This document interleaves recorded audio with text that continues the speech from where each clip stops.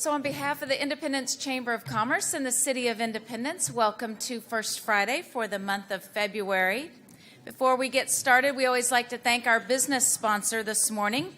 They are the reason why we have the great breakfast provided by Annie Mae's. So at this time, would you please welcome our business sponsor this morning, Labette Health, and here to represent them would be their president and CEO, Brian Williams, and their director of the Independence Healthcare Center and our new ER, their director, Becky Mitchell.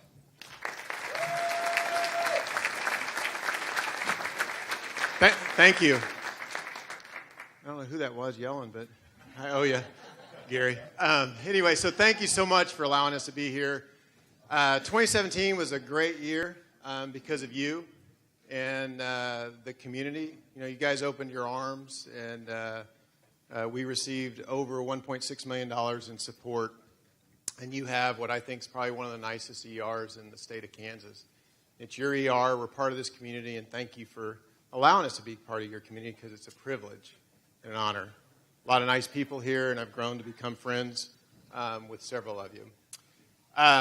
Couple of things. We're blessed in Southeast Kansas because we have many great healthcare organizations. Independence is probably the most competitive healthcare market now in Kansas. And if you'll remember, 2 years ago, I told you that you'd have more health care than you've ever had, just would it be the right kind. And we've got to have hospital services here. We need to maintain hospital services here to keep our economy going and take care of our citizens and our residents. So we are the only five-star hospital in Southeast Kansas. That's not bragging. That's a lot of work. Every hospital has great providers. We just happen to have been fortunate and blessed as the only level 3 trauma center also. And then we're the only U.S. News and World Report hospital that places us in the top 3% of orthopedic hospitals in the United States. So that's because you guys trust us and you give us the honor and the privilege to take care of you. And that doesn't mean that any of the other hospitals aren't great hospitals too, because they are, but just thank you so much.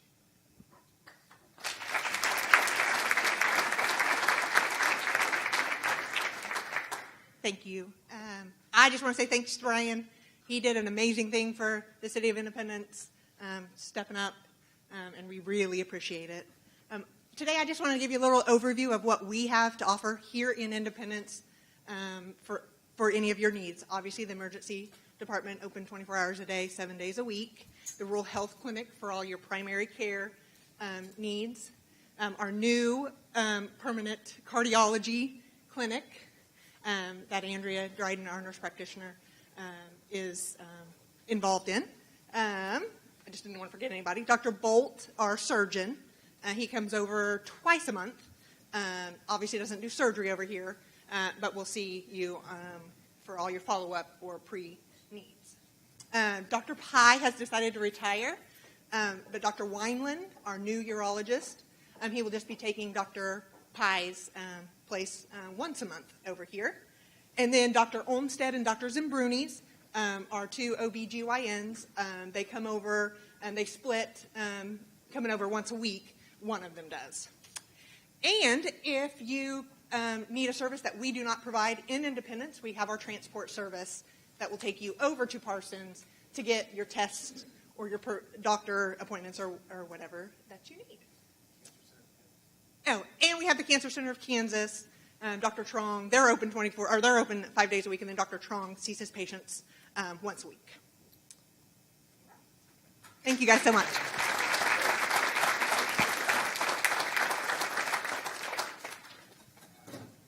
Thank you very, very much. And we're going to hear from Labette Health a little bit later in the program this morning. So, as I said before, the First Friday event is co-sponsored by the City of Independence and the Chamber, and it's a way for us to get information out to the public. And you can tell by the packed house that we have in here today. We have 15 tables. There are very few seats left, and so there are a lot of people here. The city also pays for us to be able to put this on our public TV channel so that those people who are unable to be here because of work schedules or whatever might get in the way are able to be well informed as well. So with that, we're going to go through some things and kind of tell you about what's happening in the community. And if you flip your programs over, as always, you'll see that we have a calendar full of events. I'm not going to go through that because obviously you can read and you can put those on your calendars. But because this is televised, I'm going to hit a few of the highlights and just verbalize a few things about some of the events.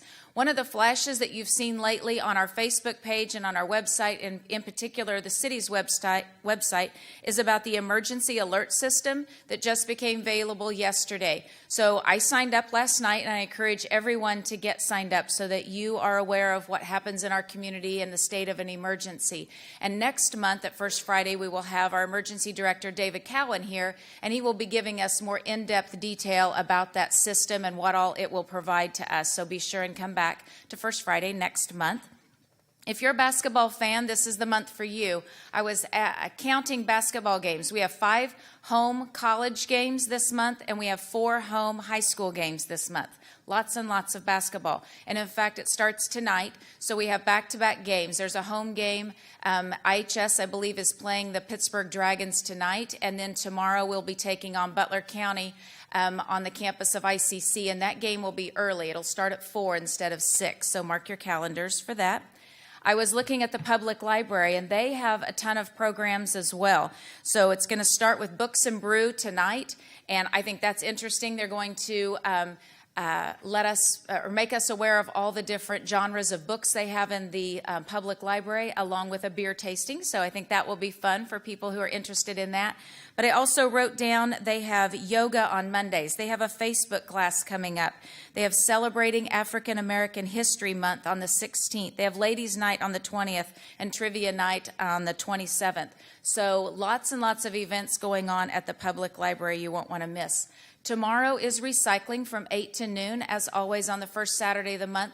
And I say that because I know all of you know that it's recycling, but we do need volunteers. So if you are interested in volunteering just once a month, just call and tell me. I can do it in March.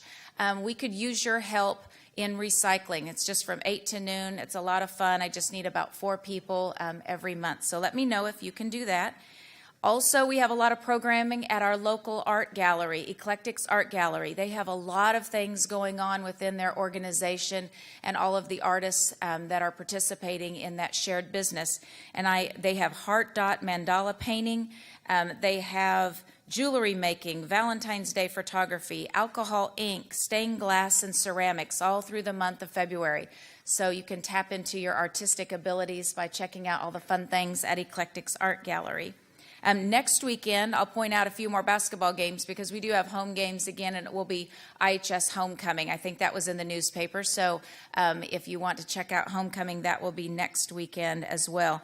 Another thing that's important to prepare for is February 10th is the Women for Independence's 5th annual used formal consignment sale. I was thinking about that this morning as I was looking in the closet, and I'm seeing all of these dresses hanging in the closet that were worn once. And it's a great way to do a couple of things, to make room in your closet by getting rid of some of those dresses.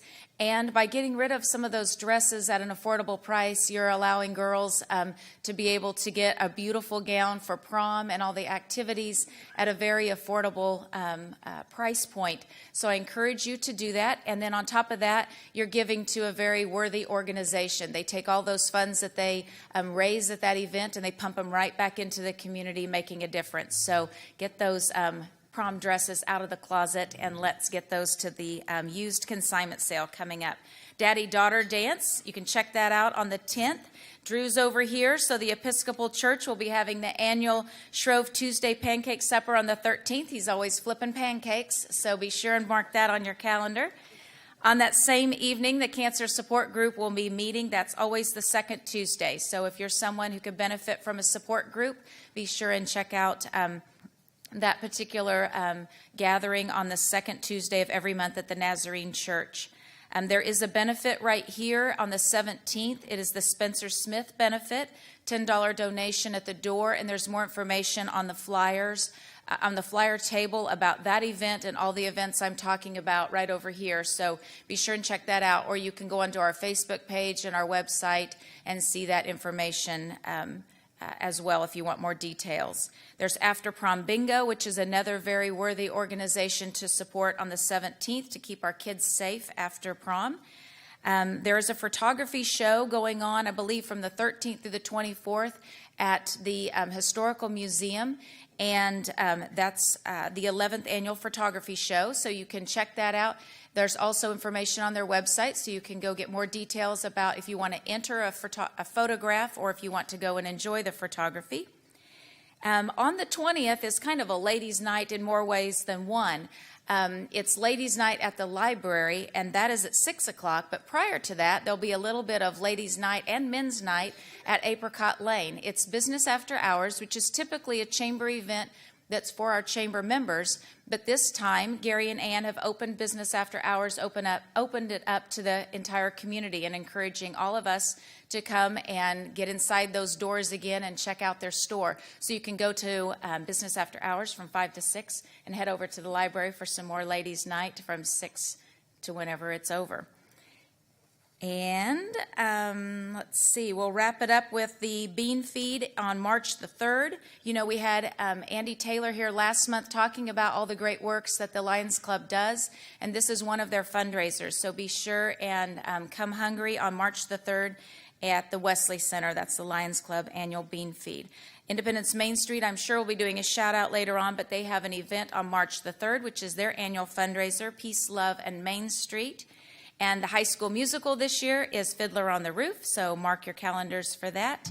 The college is doing Les Mis production later in March on the 16th, and on the 17th will be the second annual St. Patty's Day pub crawl. So I say all of that so that you kind of know what's going on. If you missed something and you want more information, there's flyers on the flyer table. We put everything on our website, on our Facebook page. We do a community calendar, so if there's something you want us to publicize for you, be sure and let us know. We're on both radio stations, KGGF on a Tuesday morning interview.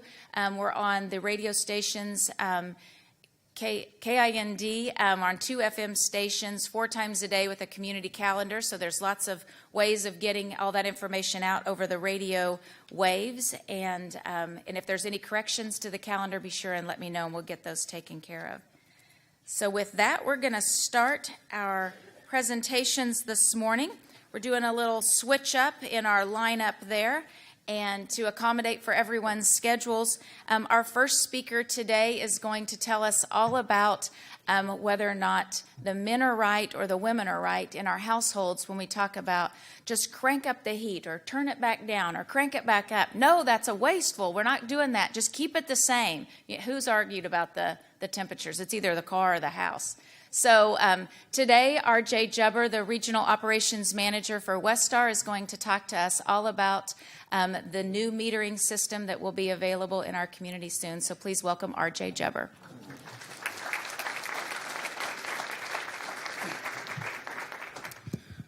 Sorry about that.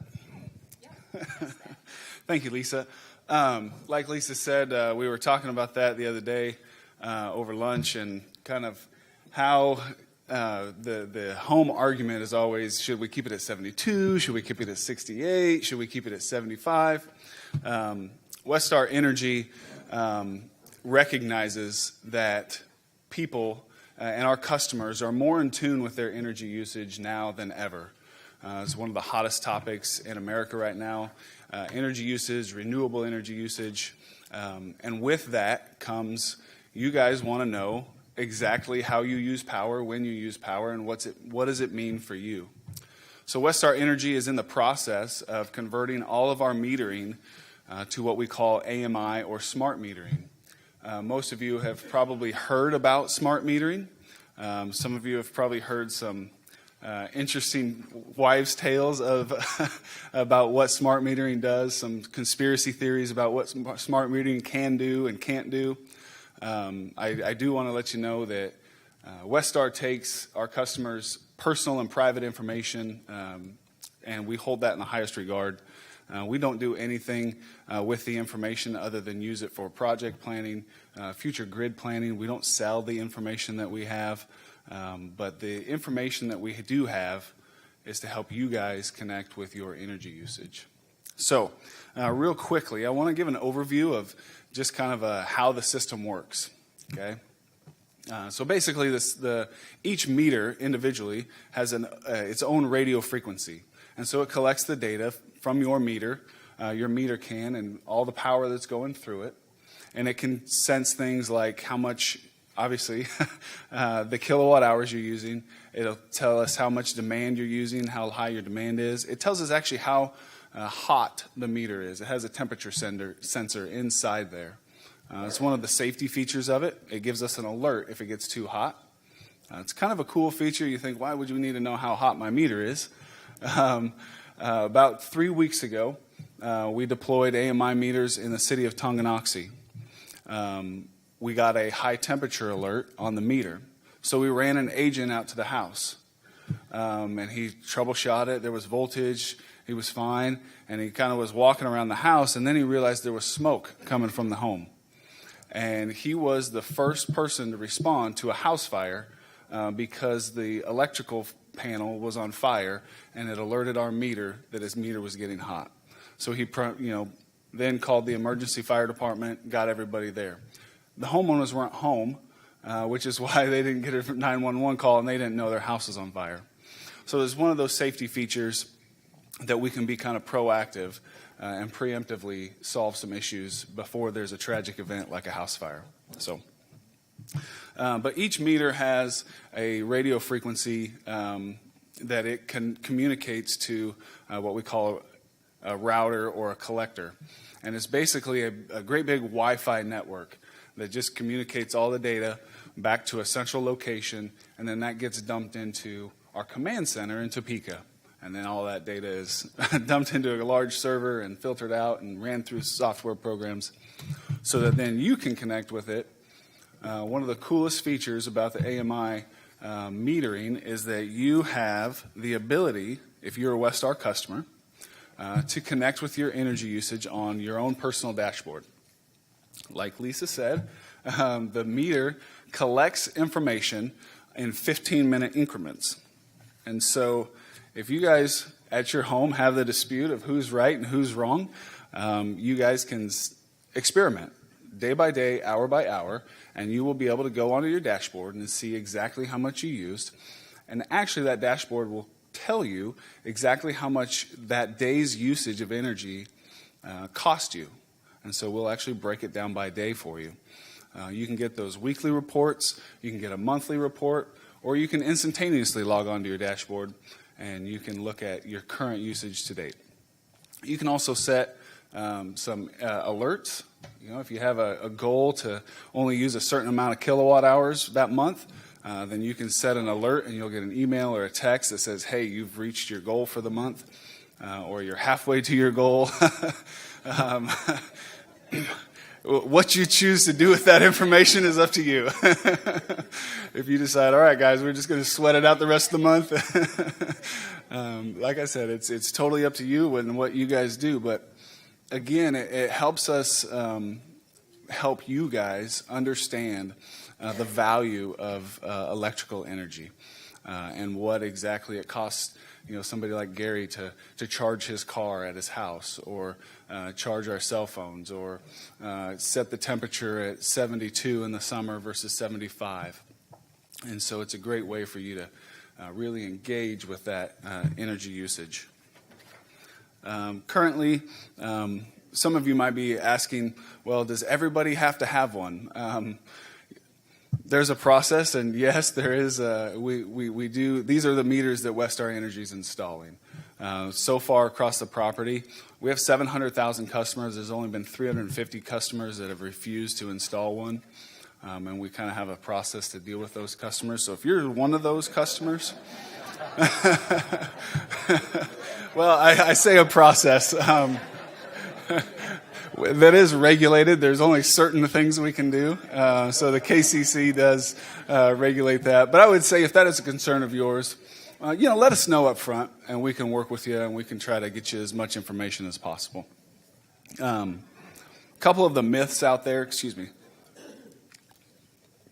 about the meters is radio frequency health concerns. The AMI meters put out less radio frequency than your cell phone, significantly less than your microwave, and it only sends that radio frequency out during the period of communication. So it's only communicating about 5% of the day. So it's not like it's a radio wave that's just beaming all day long. The World Health Organization has done quite a bit of studies on the AMI radio frequency health issues, and they see zero concerns with the radio frequencies coming off of the AMI meters. Lost my page here. Other concern, like I said, security information. We have an encrypted network. So obviously, nuclear infrastructure is highly regulated in its security. And so we secure all of our information to NERC standards. So it's a highly encrypted network, and everything's on our own backbone that we personally own and maintain. We don't sell the customer information at all. Shutting off or limiting customers' usage. That's a really hot topic, right? We will not change your usage up or down. We're not going to, I was talking to someone earlier, we're not going to be able to control your oven and, help you clean your oven, to our benefit. It just meters. All it does is look and collect the data. We have no control of anything on the other side of it. We do have the power, the opportunity to disconnect the power internally within the meter. So it has a remote capability where if in a safety situation or a non-pay situation, we can open that meter and we can disconnect the power into the home. Again, this is a great opportunity for us to engage with our public safety personnel. In the case of a fire, they no longer have to call us and send an agent out and try to pull the meter and disconnect the power from the home, or risk doing it themselves and risk the electric shock by doing it themselves. They make a phone call, let the operator know, hey, I've got a house fire, structure's involved, I need the power cut off, and instantaneously the power is cut off to that home. It's a great system, speeds up that process and keeps people safer. So, with that, that's all I have on the informational for the AMI meters. As Brian said, he said it great earlier, this is your community, and we thank you so much. Westar Energy thanks you for allowing us to be part of your community. Any community concerns or safety concerns with the AMI metering, please refer them to me. You could go through Lisa for that if you have any specific questions, or you can contact me. It's just rj.jubber, Jubber, at westarenergy.com. So with that, questions? Can I take any questions? Any specific questions? Yes, sir. Meter for a long time. Is this going to be a new one, a replacement of that? It will be a new one. Those remote reading meters were very short range and only connected with a handheld device. This one, the new one, will connect with the entire system. It's a great question. All right. Well, thank you so much for having me.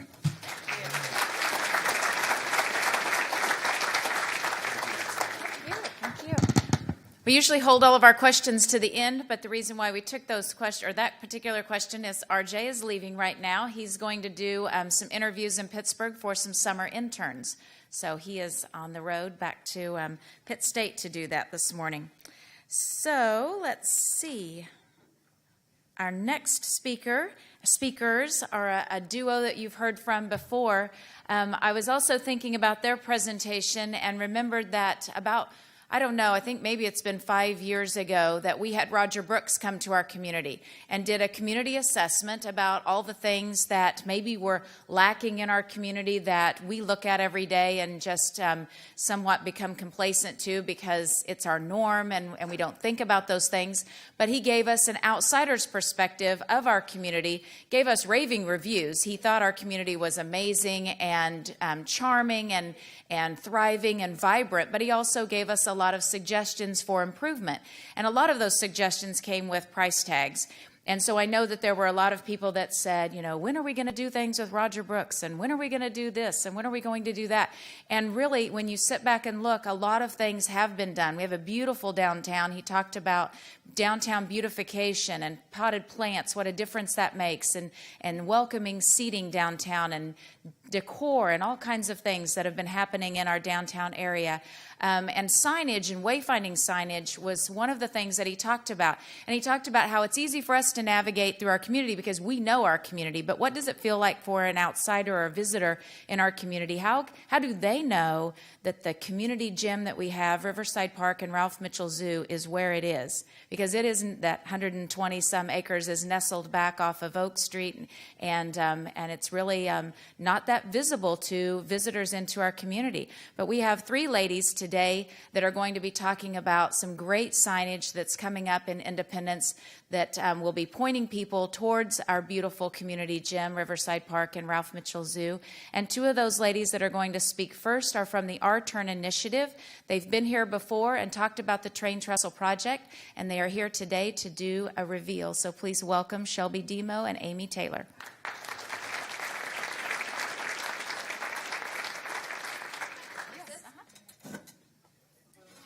Good morning. On? You're on? Good, good. All right. I would like to thank the Chamber of Commerce for letting us come back today. We do have something very exciting to show you today. And Shelby and I are usually here, or you know us because we work for Grassroots Design Group. We are here on behalf of the group Rturn. And about 1.5 years ago, a conversation started amongst some members of the Rturn group. And that conversation turned into a project, like a lot of conversations do. And that project was to beautify the overpass on Penn Avenue. So we'd like to thank you, the community, for all your patience and support while we navigated the logistics of this project. It's been a kind of a long and difficult journey, but today we're excited to share what we have for you. And we'd like to thank all of our committee members that have contributed to this process, as well as a group of professionals in our community that have provided their expertise. We'd like to thank Kelleher Outdoor Advertising. They're actually in Bartlesville. They also have an architecture firm, Kelleher Architects. And locally, we'd like to thank Etchison Painting, Volts Welding, the City of Independence, the Independence Police Department, KDOT, and the Watco companies. So without further ado, we would like to reveal the design that Grassroots Design Group has created. And this design will be placed on the south side of the overpass, and it's kind of a tribute to Independence's crown jewel, Riverside Park and Zoo. And I think along with the new signage at the Park and Zoo, it's going to invite a lot of new visitors to the Park and Zoo. So Shelby and I will pull this off.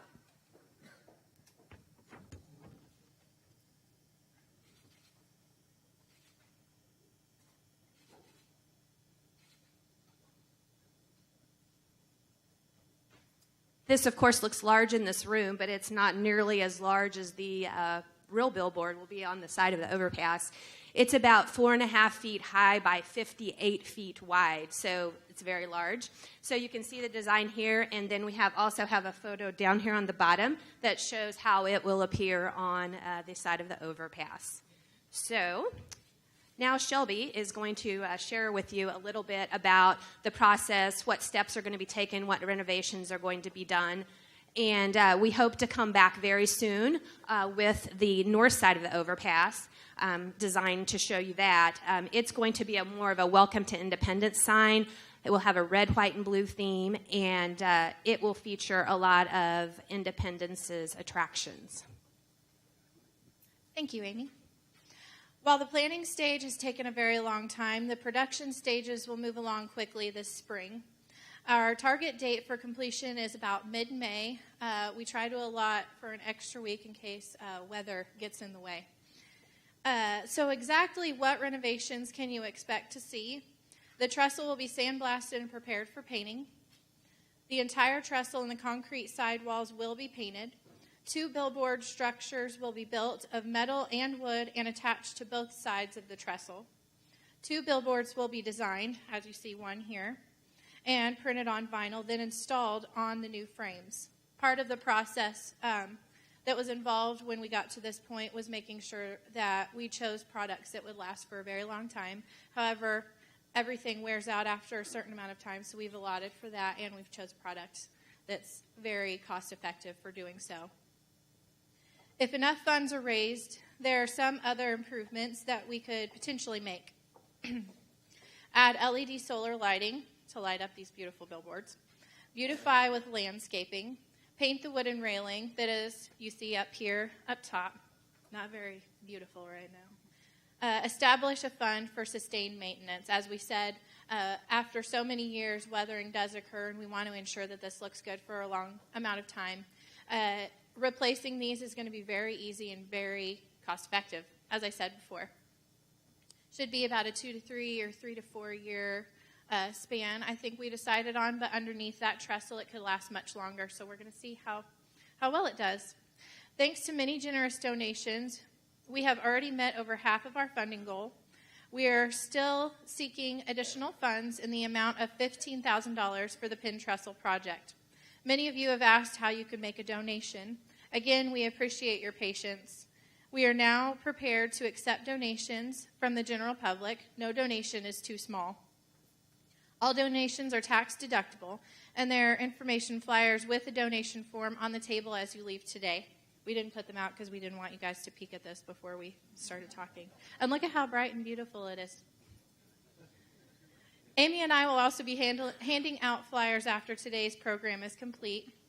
We will also try to answer any questions you might have, but we'll wait until the end because I know Lisa wants to keep to her time frame. So, Amy? Thank you for allowing us some time to share this with you today. We're excited about it. We hope you will be too. And we really wanted the community to be involved and be invested in this project. So if you feel led, we ask that you donate. No matter how small the donation is, we'll appreciate it very much. Thank you.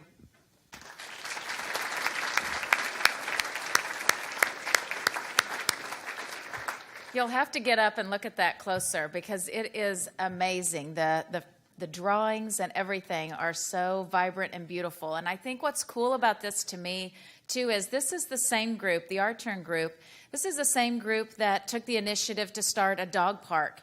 And so they're not an organization. They are, in just what I said, they're an initiative. They're a group of people that are just budding leaders in our community, and they needed some mentorship. So they matched themselves up with some seasoned leaders in our community that helped them navigate the system. And because of all of their efforts on a regular basis, we have an amazing dog park that many of you enjoy and love, and it's a great addition to our community. And now they've taken on, who would have thought, but a train trestle project.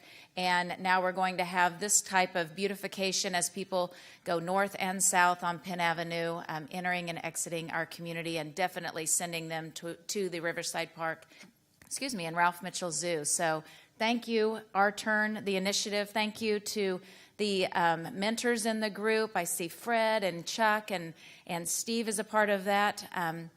And Ryan Goad and Michael Yasusi were part of the Rturn, they were a part of the Rturn initiative too, and some others that I've probably missed. But congratulations to them. Let's give them a round of applause again for the good job they're doing in the community. So our next speaker is another young leader in our community. And she is the president of FORPAZ, again, our community jewel, the park and the zoo. She leads the charge to help all of the FORPAZ efforts. FORPAZ is Friends of Riverside Park and Zoo. And again, as I alluded to earlier, they are working on the signage for the park and zoo so that when you get to the corner of Penn Avenue and Oak Street, you know exactly where to turn to experience our amazing park and zoo. So would you please welcome the president of FORPAZ, Cody Dixon.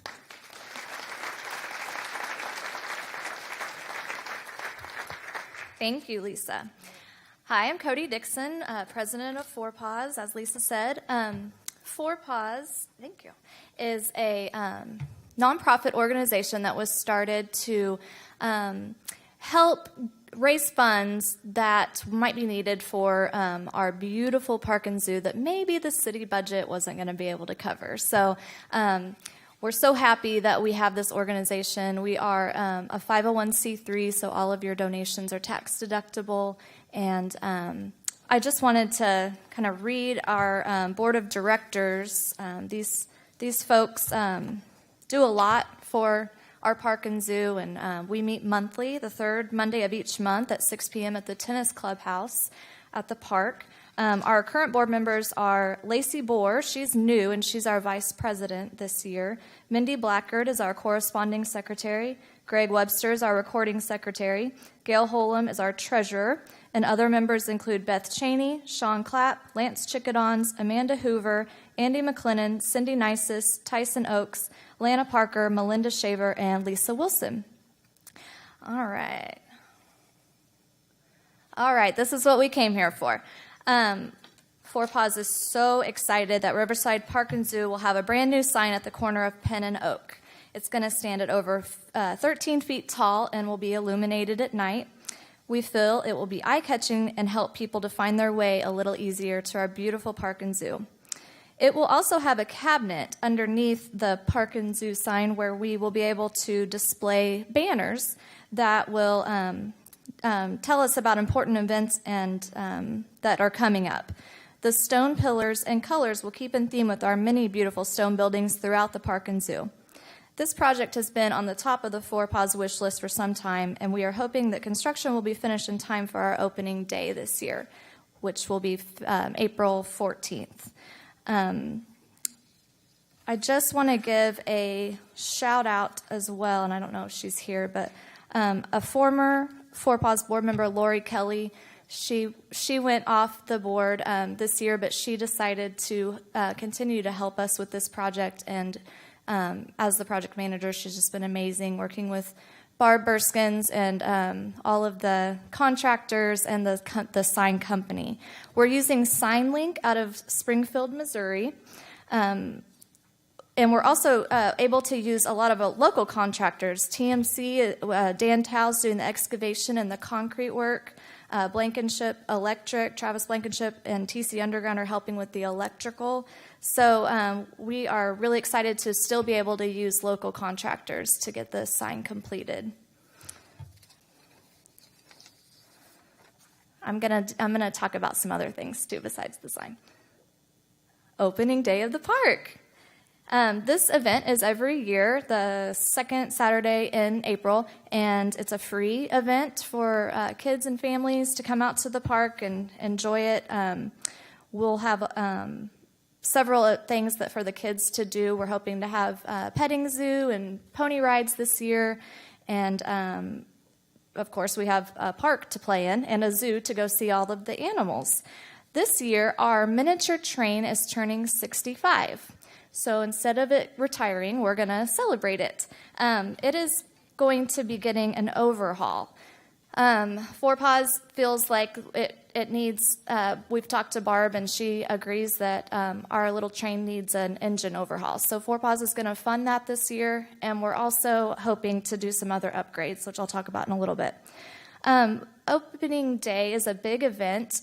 We have a 12, 13-person board.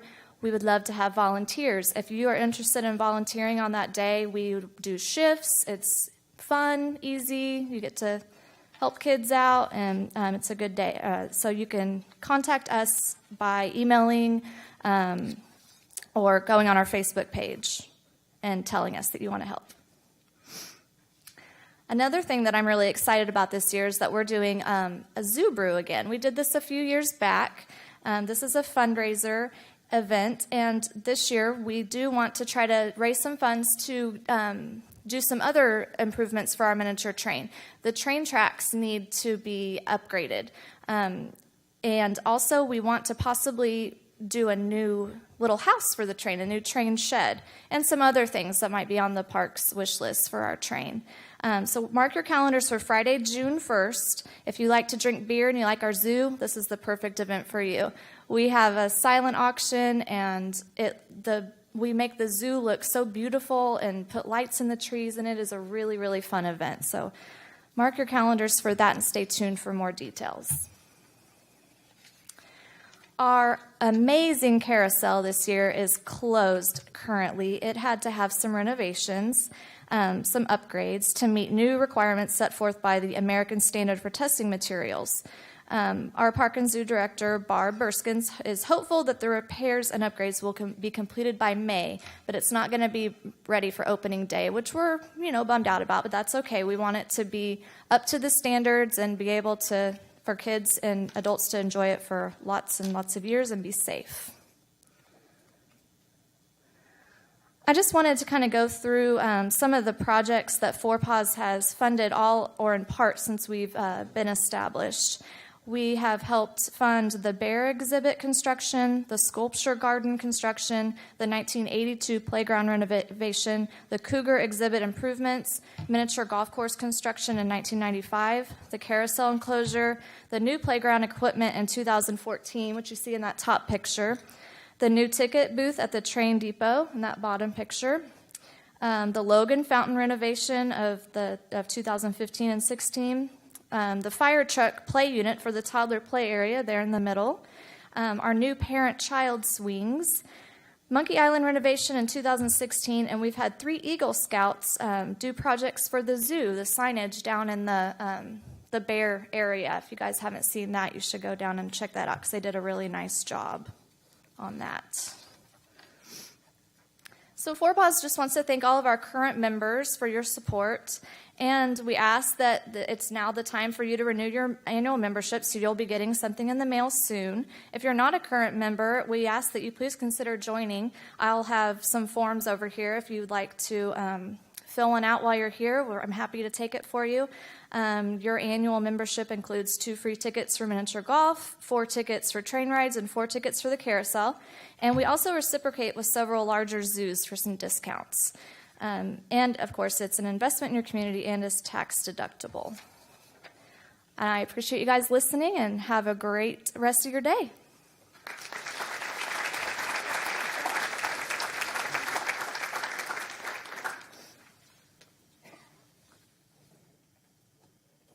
Thank you, Cody. Good job. That's all kinds of exciting news today. So, we're going to wrap up with our last speaker. And before I introduce her, I just wanted to point out that it isn't by accident that we all are wearing red today. That is purposeful because today is National Wear Red Day, and to heighten the awareness around heart disease, in particular among women. And again, I was thinking about that this morning, and you may or may not know, but when I just turned 14, that was 38 years ago, and my dad died of a heart attack, and he was 42 years old, and that was the second time he had a heart attack. And so heart disease obviously runs in my family, and it's very important to us, as it's important to all of you. And I think it's a good thing when we have good heart health care in our community from our providers, in particular one that's going to be speaking with us today. And I just encourage you all to wear your red today proudly.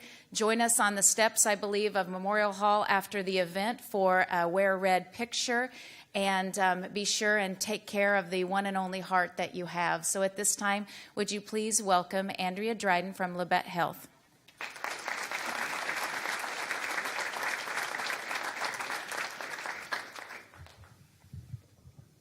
Good morning.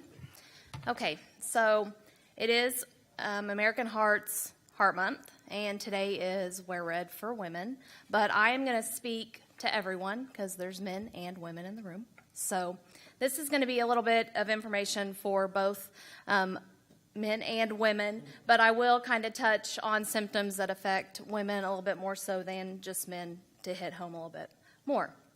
So just some heart disease facts.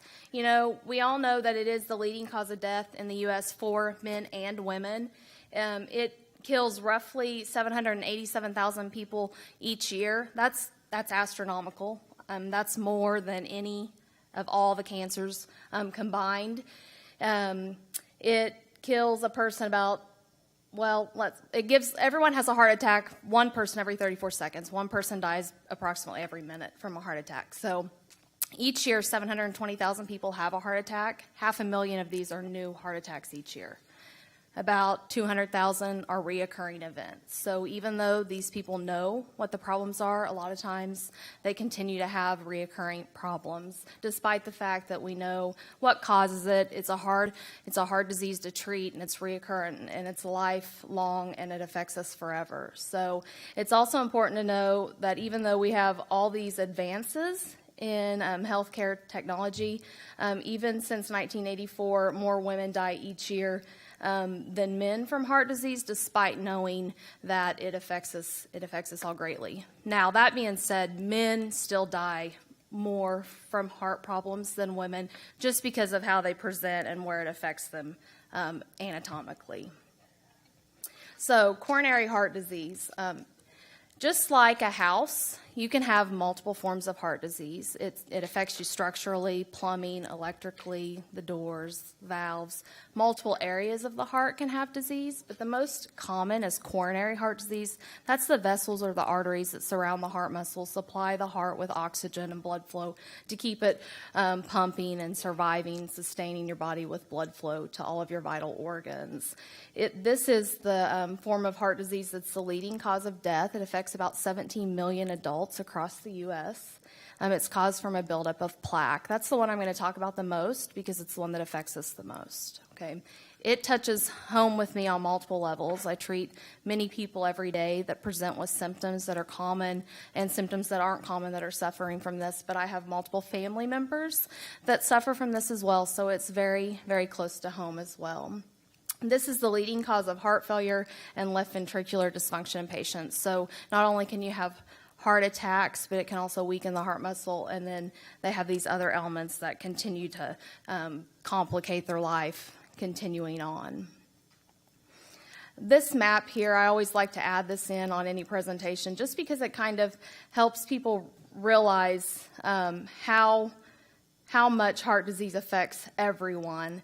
And for the simple fact that I like to show how red it is right here in our home area. Now, granted, southeastern Kansas doesn't look near as bad as Oklahoma, but we're all right there together. I mean, we're all going to Bartlesville and Tulsa to shop and eat. So, signs and symptoms. So, interestingly enough, studies say that, about 95% of people, 97% of people recognize that chest pain is the number one symptom of heart attack, and they know to recognize that that's something they need to seek medical attention for.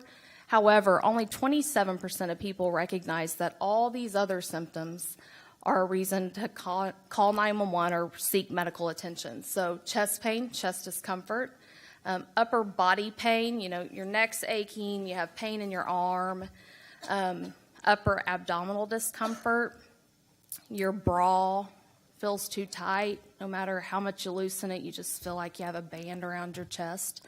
That's frequently a complaint that women will often present with, not realizing that it's heart symptoms and not really just their bra being too tight.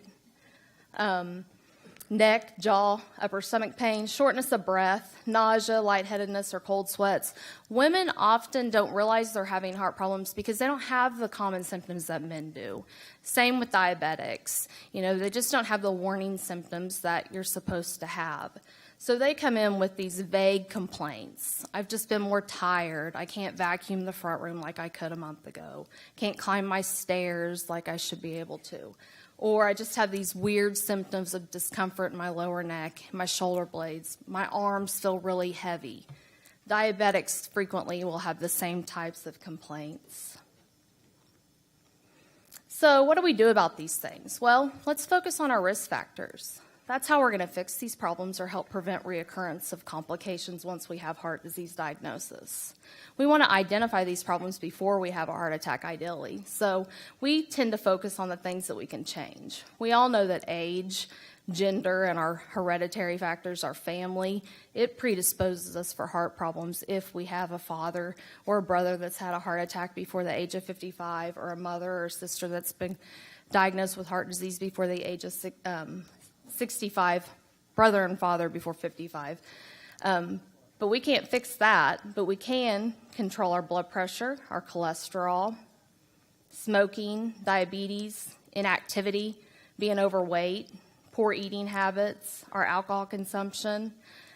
I always throw in the cocaine and meth use. You don't see that on very many sites that tell you to watch out for it, but we see this a lot in healthcare because it's becoming way more prevalent in the younger populations and in the bigger cities. And then, of course, stress.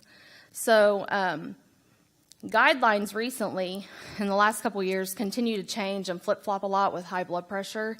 But we know that any 2 or more of these factors alone increase your risk of heart disease substantially. Smoking alone doubles your risk of heart disease. If you cut that out, you've decreased your risk significantly. So we say focus on the numbers.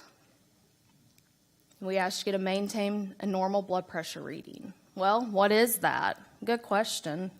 AHA, or American Heart Association's changed it 3 times in 3 years.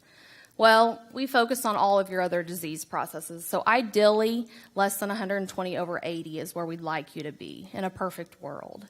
Now, that's not just one reading. We ask you to average it. You're not going to always have a reading of 120/80. Life's daily activities and events, it affects your blood pressure. If you're stressed, if you just exercised, if you had a lot of caffeine, 15 cups of coffee, a presentation when you're a little bit anxious, all those things will drive your blood pressure readings up. So check your blood pressure on a routine basis and you average it out. And ideally, less than 120/80 would make you not have high blood pressure. Now, there's other things that you have to take into consideration. So always talking to your healthcare provider will help you understand if you're within a reasonable range of where you should be. We always ask that you keep your cholesterol where it needs to be. And this is another thing that's hard to do. You go get your blood drawn and your provider says, well, here's your cholesterol readings. They look pretty good. Well, that's often not exactly true, especially coming from the heart side of it. We're very, very picky. We want your numbers to look like perfect. So that number on that paper is a lie. Don't even look at it, because when you bring it to me, I'm going to scribble it out and tell you I don't like it at all. Because really, when it comes down to it, at the end of the day, it's going to depend. Do you have a family history? Do you have high blood pressure? Do you have diabetes? Do you have enough risk factors that that number needs to be lower than what it is to help drive down your risk for having heart disease? Or have you already had some sort of cardiovascular event that makes you need to have it lower than what it is already? So also we want you to keep your blood sugar levels in an appropriate range. So if you're not diabetic, ideally your fasting glucose level will be less than 100.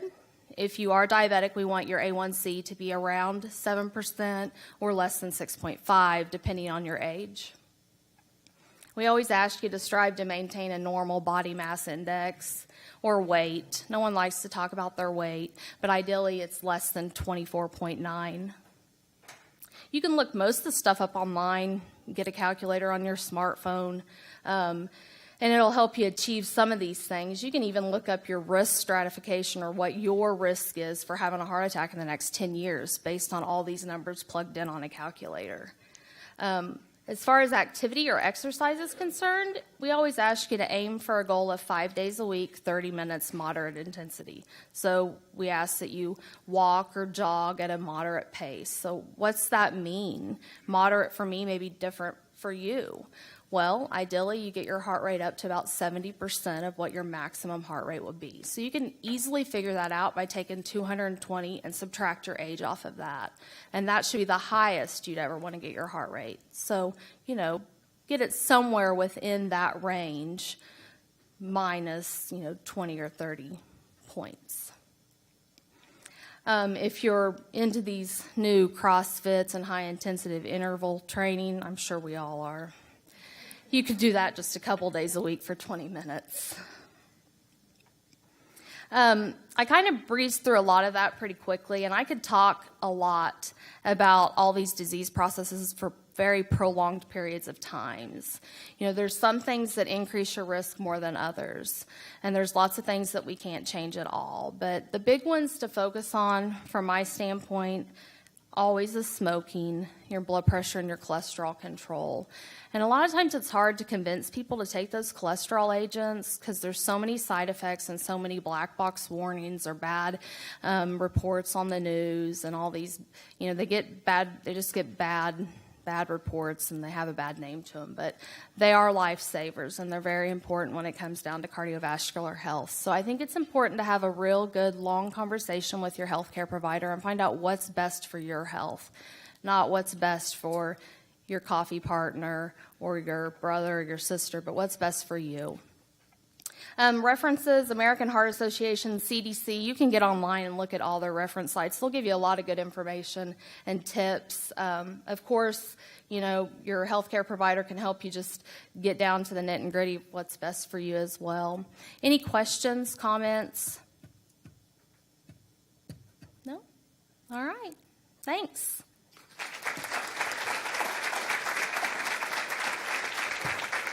Thank you very much. So we're all motivated. We're all going to go get our cholesterol checked and start exercising and keep our tickers ticking. So this is always the point in the event where we open it up for 1-minute shout outs. So I'm going to flip the switch on the microphone, and I will ask that if you have something, I know there are people in the room that do, if you have something that you want to share, to come right up here, and we'll just take turns passing the microphone around. I know Kathy and Tabitha.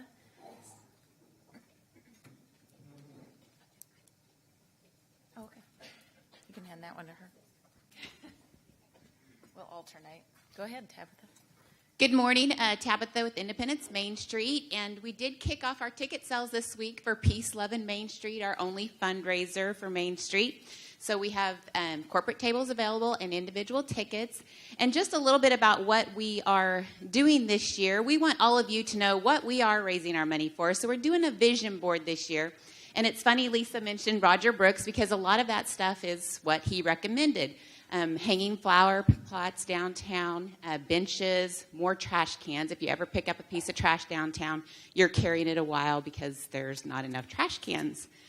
We need more brackets to hang our banners. Just lots of stuff. We have a great fundraising committee this year. They've got lots of fun stuff planned for you. And then also, I wanted to put a little save the date out for our pub crawl that is going to be March 17th in conjunction with St. Patrick's Day. So mark your calendar with that. It'll be a fun time. So thank you.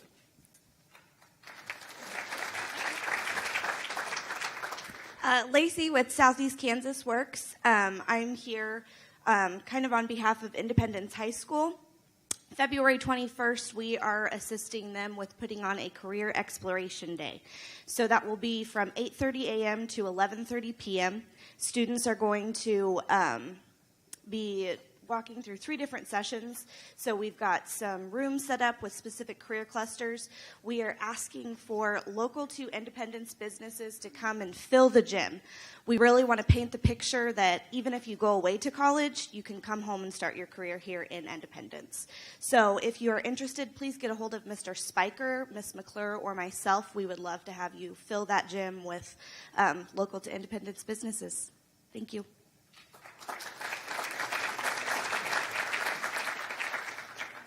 Hi, I'm Kathy Shepard, and I'm with the RSVP 4-County program, and it is a volunteer program for people that are 55 and older, and we're working on a project right now, and it's called Valentine's for Veterans, and so we have cards set up over here and envelopes, and we even have ideas of messages that you can write on those.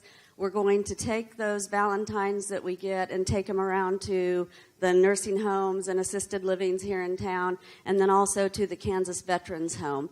So that way all of them get a Valentine this year. It's a project that goes across the country, and this is the first year that we've participated, and so we're looking for everybody to write something brief on a card, and we'll get them to our veterans. Thank you. Thank you.